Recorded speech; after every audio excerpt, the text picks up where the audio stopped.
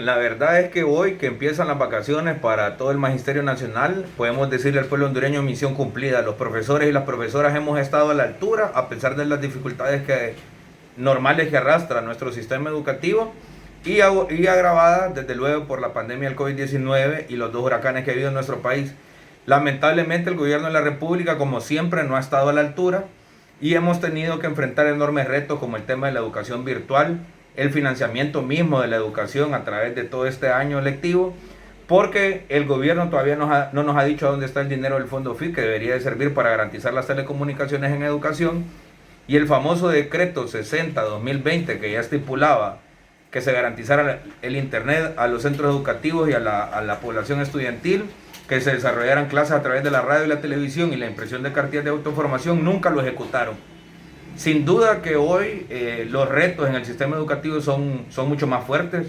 Previo a la pandemia teníamos casi 500,000 niños, niñas y jóvenes en edad escolar excluidos del sistema, que es el concepto correcto.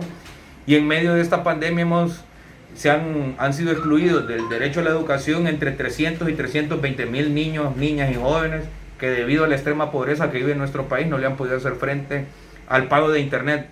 Ante ello, nosotros hemos propuesto un plan remedial, es decir, que la Secretaría de Educación vaya en búsqueda de estos jóvenes, que ya llegan casi al 1,000,000 de jóvenes, para poder desarrollar un plan remedial donde nos permita alcanzar los conocimientos mínimos y básicos para pasar al siguiente nivel lectivo. Por ningún punto la aprobación automática, porque eso sería terrible. En consecuencia, lo que nosotros realmente necesitamos, Marvin, es refundar el sistema educativo para construir un sistema que sea incluyente y que sobre todo garantice el acceso universal a la educación con calidad. Ahora, pero con el actual ministro, ¿qué piensan ustedes refundar el sistema educativo cuando la educación es lo que menos le interesa? Ni con el actual ministro ni con el actual gobierno. Este gobierno ha demostrado que la mayor parte o un buen número de sus funcionarios son altamente incapaces y eso ha quedado totalmente evidenciado.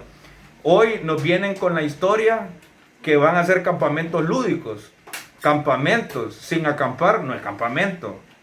Y actividades lúdicas sin herramientas y sin materiales didácticos lúdicos tampoco son lúdicos.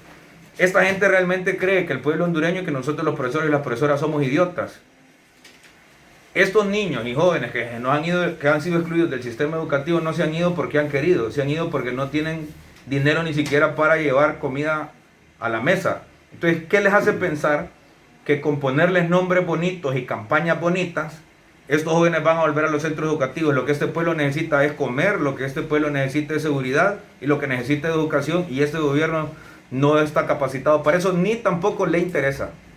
Ahora, profesor, pero en este tema usted me dice que más de 300,000 niños, más los que se manejaba, es decir, casi desde sus cifras, más de 1,000,000 de niños que no tuvieron acceso a la información, a la educación pública este año. Poco menos de 1,000,000, estamos hablando casi de 800 y pico de mil de jóvenes y niños en edad escolar.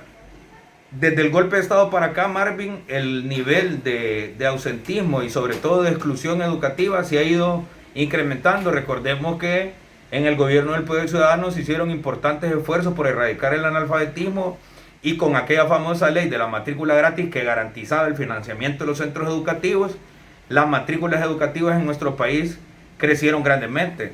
No así del golpe de Estado para acá, que lo que hemos visto es una terrible reducción en los presupuestos en educación, no solamente con el tema de los congelamientos salariales.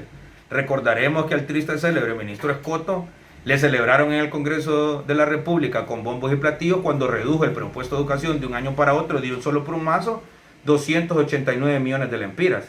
Y que nosotros rescatamos 300 millones de lempiras con aquella iniciativa ciudadana en el año 2018.